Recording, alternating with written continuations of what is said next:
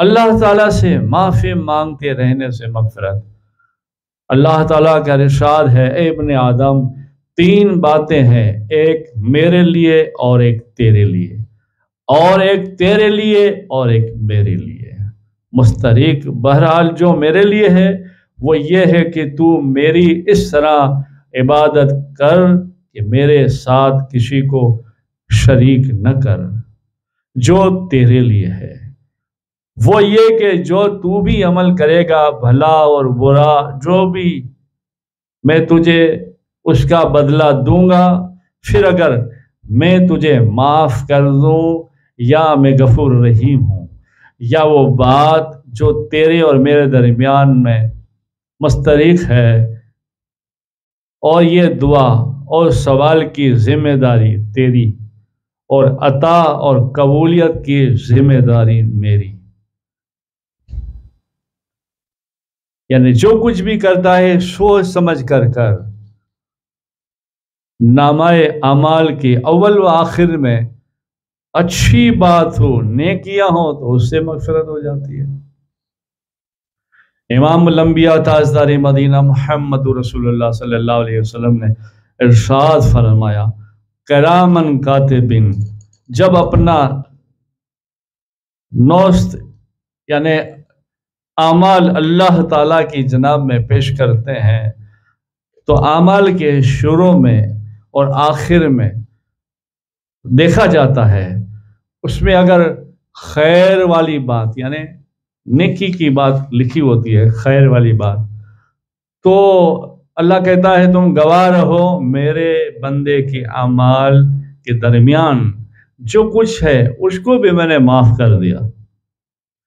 یعنی ایک رجسٹر، ایک اعمال ہمارا اللہ اپنی قدرت سے آگے پیچھے، آگے دیکھا پیچھے دیکھا، بیچ والا ایسا نہ دیکھا، تو پھر دیکھ کر کہا ٹھیک ہے اول بھی نیکیاں ہے آخر بھی نیکیاں ہے، بیچ میں نہیں دیکھا۔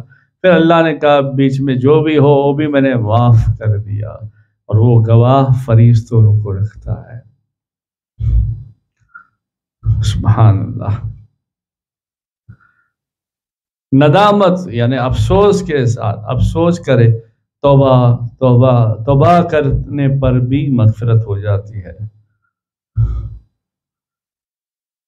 امام الانبیاء تاجدار مدینہ محمد رسول اللہ صلی اللہ علیہ وسلم نے ارشاد فرمایا کہ اللہ تعالیٰ فرشتوں کے سامنے فرماتا ہے، میرا بندہ جانتا ہے کہ اس کا کوئی رب ہے جو گناہ کو معاف کرتا ہے اور اس کی پکڑ بھی کرتا ہے۔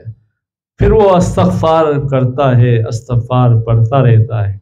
وہ بندہ جب اللہ تعالیٰ چاہے گناہ سے رک جائے، پھر کوئی گناہ نہ کر بیٹھے، پھر وہ کہتا ہے ہاں میرے رب میں تو پھر ایک گناہ کر بیٹھا، پھر اللہ تعالیٰ فرشتوں سے کہتا ہے دیکھو میرا بندہ جانتا ہے کہ کوئی اس کا رب ہے جو گناہ معاف کرتا ہے یا اس کی پکڑ کرتا ہے، تو سن لو میرے فرشتوں، میں نے اپنے بندے کی پھر مغفرت کر دی۔ اس طرح سے چلتا رہتا ہے، حالانکہ پھر اس کے نصیب یا مغفرت کے وقت میں مغفرت ہوتی ہے یا اس سے گناہ ہوتا ہے۔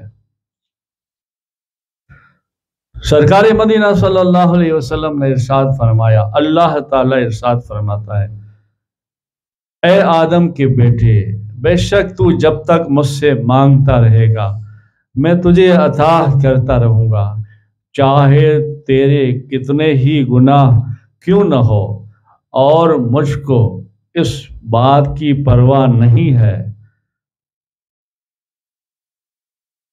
اور مجھ کو اس بات کی پرواہ نہیں ہے، میرے نزدیک کوئی بڑی بات نہیں ہے۔ آدم کے بیٹے، اگر تیرے گناہ زمین سے ہو کر آسمان کی بلندیوں تک پہنچ جائے، پھر بھی میں بخشنا چاہوں تو میں تجھے بخش دوں گا، اور مجھے پھر کسی کی پرواہ نہیں ہوگی۔ سبحان اللہ۔ یہ ترمذی شریف کی حدیث ہے۔ حدیث نمبر ہے 3463۔ رسول اللہ صلی اللہ علیہ وسلم نے فرمایا اگر تم اس قدر گناہ خطائیں سرد ہو جائے، آسمان زمین بھر جائے، پھر اللہ سے مغفرت چاہو تو اللہ ضرور معاف کر دے گا۔ بس شرک کے علاوہ گناہوں سے زمین بھر جائے، زمین بھر گئی، پھر معافی مانگی تو اللہ معاف کر دے گا۔ اللہ تعالیٰ کا ارشاد ہے، اے میرے بندے، بے شک جب تک تو میری عبادت کرتا رہے گا، مجھ سے مغفرت مانگتا رہے گا، میں برائیوں کی جڑ تک ختم کر دوں گا، تیری مغفرت بھی کر دوں گا، مگر یاد رکھنا شرک نہ کرنا۔ اور مغفرت ہو جائے گی، یہ ایمان کامل رکھنا بھی مغفرت ہو جانا ہے۔ بہت سارے لوگ جیسے پڑھے لکھے کم ہوتے ہیں، گناہ ہو جاتے ہیں تو سوچتے ہیں یار اتنے بڑے بڑے گناہ ہو گئے، اب کیا ہوگا میرا، اللہ ہی جانے اللہ میری مغفرت کرے گا یا نہیں۔ یعنی اللہ کی رحمت سے نا امیدی ہونا بھی گناہ ہے۔ مغفرت پر کامل یقین رکھنے والا نہیں، اللہ معاف کرے گا، اللہ کریم ہے، اللہ رحیم ہے، اللہ غفور رحیم ہے، اللہ حنان منان ہے، اللہ تواب ہے، اللہ ارحم الراحمین ہے، اکرم الاکرمین ہے۔ یہ یقین رکھنا، کامل یقین رکھنا، یقین رکھنے سے بھی اللہ اس کی مغفرت کر دیتا ہے۔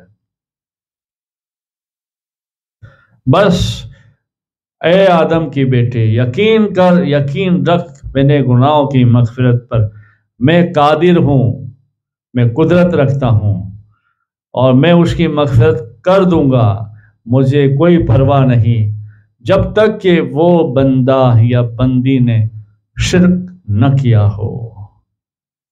شرک بہت بڑا گناہ، اللہ کے ساتھ جوڑنا، شرک کرنا۔ یہ طبرانی کبیر کی حدیث ہے، حدیث نمبر ہے 11450۔ استغفار کرتے کرتے کرتے رہنا، استغفار کرنے سے مغفرت۔ اللہ تعالیٰ کا ارشاد ہے، معاف کرنے کے لحاظ سے میں بہت کریم ہوں، ستار بھی ہوں، دنیا میں تیرے عیب پوشیدہ رکھیں، رسوا نہ کیے، آخرت میں بھی تیرے عیب پوشیدہ رکھوں گا، رسوا نہ کروں گا۔ جب تک کہ بندہ مجھ سے مغفرت طلب کرتا رہے گا، میں بھی اس کو معاف کرتا رہوں گا۔ میں استغفر اللہ پڑھنا، استغفر اللہ الذی لا الہ الا هو، وہ جو ہے وہ پورا۔ اللہ تعالیٰ اپنے بندے سے محبت مغفرت، رسول اللہ صلی اللہ علیہ وسلم نے ارشاد فرمایا، میرے بندو، ظلم کو اپنے اوپر حرام کر لیا اور تم میرے لیے ظلم کو حرام قرار دے دیا، تم آپس میں ظلم مت کرو، اے میرے بندو، تم سب کے سب گمراہ ہو مگر جس کو میں ہدایت دوں، تم مجھ سے ہدایت طلب کرو، میں تم کو ہدایت دوں۔ اے میرے بندو، تم تمام کے تمام بھوکے ہو، جس کو میں کھانا کھلاؤں، تم مجھ سے کھانا مانگو، میں تمہیں کھانا دوں۔ اے میرے بندو، تم سب کے سب ننگے ہو مگر جس کو میں کپڑا پہناؤں، تم مجھ سے لباس مانگو، میں تمہیں لباس پہناؤں گا۔ یہ بچپن کی باتیں اللہ کی قدرت میں ہمیں سمجھ آتی ہے۔ جیسے بچہ پیدا ہوتا ہے یا بچہ پیٹ میں ہوتا ہے، اس وقت بھی اللہ اس بیٹے بیٹی جو بھی بچہ ہوتا ہے، ماں کے ذریعے کھانا بھی کھلاتا ہے، پانی بھی پلاتا ہے، سارے قسم کے وٹامنس بھی دیتا ہے۔ پھر جب باہر آتا ہے، اللہ اسے ماں کے ذریعے کپڑا بھی پہناتا ہے۔ سبحان اللہ۔ اے میرے بندو، تم رات دن خطائیں کرتے رہو اور میں تمام گناہ معاف کرتا رہوں، لہذا تم مجھ سے پھر مغفرت طلب کرو اور توبہ کرو، میں تمہیں بخش دوں گا۔ اور اے میرے بندو، تم ہرگز میرا کوئی نقصان نہیں پہنچا سکتے، مجھے ضرور دے سکو، مجھے نفع دو تو نفع بھی نہیں کر سکتے اور نقصان بھی نہیں پہنچا سکتے، اور یہ دونوں میں میرا کوئی فائدہ نہیں۔ اے میرے بندو، اگر تمہارے اگلے پچھلے، تمہارے انسان، جن، تمام قسم کے جاندار سب سے زیادہ متقی آدمی جیسے ہو جائے، سب کے سب اللہ والے ہو جائیں، تو میری سلطنت میں کوئی اضافہ نہیں کر سکتے اور اضافہ نہیں ہوگا۔ پھر اے میرے بندو، اگر تمہارے پہلے اور پچھلے انسان، جن اور تمام قسم کے جاندار سب سے عزیز آدمی کی طرح ہو جائے تو میری سلطنت میں کوئی واقع نہیں ہوگی۔ اے میرے بندو، اگر تمہارے اگلے پچھلے انسان، جن، سارے جاندار ایک میدان میں کھڑے ہو کر مجھ سے مانگے اور میں ہر ایک کو اس کو مانگنے کے مطابق دوں، تو میرے خزانوں میں اتنی بھی کمی نہیں ہوگی جتنی کمی سمندر میں سوئی ڈبانے میں، یا سوئی ڈبانے سے جو نوک پر پانی لگتا ہے اور پانی کم ہوتا ہے۔ یعنی اللہ کی رحمت و کرم دیکھیے، تو بھی اللہ کے خزانے میں سے کوئی کمی ہوتی نہیں ہے۔ اے میرے بندو، تمہارے اعمال جن کو میں شمار کر رہا ہوں، ان کی میں پوری جزا دوں گا۔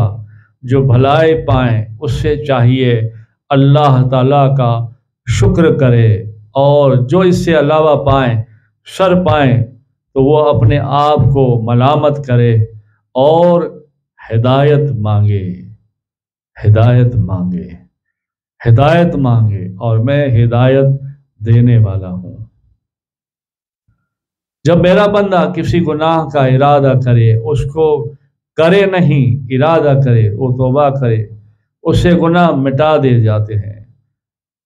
اور جب میرا بندہ نیکی کا ارادہ کرے تو اس کے اعمال میں نیکیاں لکھنا شروع کر دیتے ہیں، اور وہ ایک نیکی سے لے کر 10 سے 700 تک بڑھتی جاتی ہے، پھر چاہے وہ مجبوراً نیک کام کرے یا نہ کرے۔ مثال کے طور پر صبح میں فجر کی نماز پڑھوں گا، نیت کر کے سو گیا ہے یا سو گئی ہے، اٹھ نہیں پایا، تو پوری رات یہ نیکیاں چلتی رہی، صبح نماز پڑھے گا، اتفاق ایسا وہ آنکھ لگی یا نہیں اٹھ سکا، فجر ہو گئی، یہاں تک نیکیاں شروع ہوگی، اور گناہ کا ارادہ کیا کل کچھ ہے، ایسا کروں ویسا کروں، نہیں کیا، یہاں تک کوئی گناہ نہیں لکھا جائے گا، اور کیا تو ایک گناہ لکھا جائے گا۔ اور یہاں نیکی کا ارادہ کیا، نیکیوں کا مشین چالو ہو جاتا ہے، یہ کرے گی۔ سبحان اللہ، سبحان اللہ،